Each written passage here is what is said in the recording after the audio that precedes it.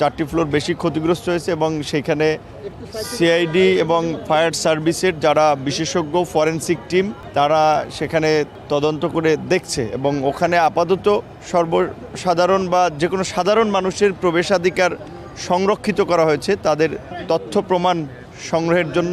বাংলাদেশের হৃৎপিণ্ড হিসেবে খ্যাত সচিবালয়ে এই ধরনের একটা মর্মান্তিক দুর্ঘটনা ঘটে গেল, এমনিতে কোনো দুর্ঘটনা নাকি কোনো মানবশ্রেষ্ঠ পরিকল্পিত ষড়যন্ত্র, সেই বিষয়টি খতিয়ে দেখতে হবে। আমরা অনেক দিন ধরেই দেখছি যে এই সরকার দায়িত্ব নেওয়ার পর থেকেই দেশকে অস্থিতিশীল করার জন্য এবং সাম্প্রতিক সময়ে সরকারকে ব্যর্থ করার জন্য নানান ধরনের তৎপরতা লক্ষ্য করা যাচ্ছে।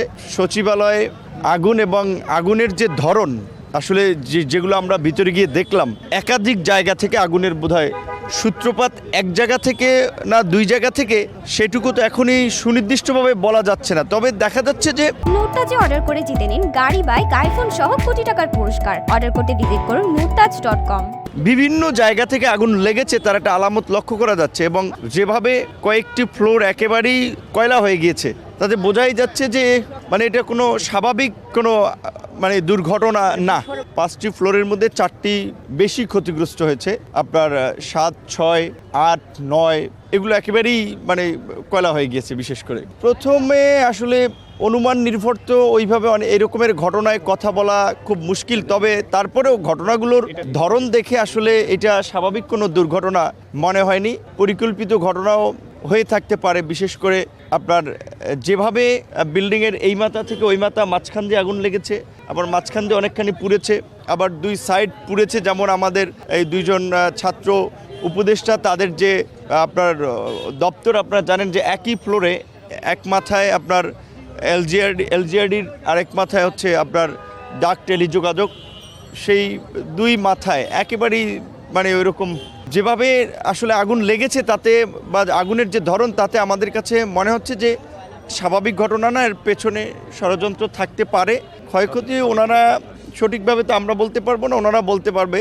বাহ্যিক ক্ষয়ক্ষতির চেয়ে অবকাঠামোর ক্ষয়ক্ষতির চেয়ে ওখানে তো অনেক ধরনের সব মিনিস্ট্রিরই গুরুত্বপূর্ণ ডকুমেন্ট রয়েছে, যেহেতু ওখানে প্রায় আপনার 5-6টা মিনিস্ট্রির মতো ছিল।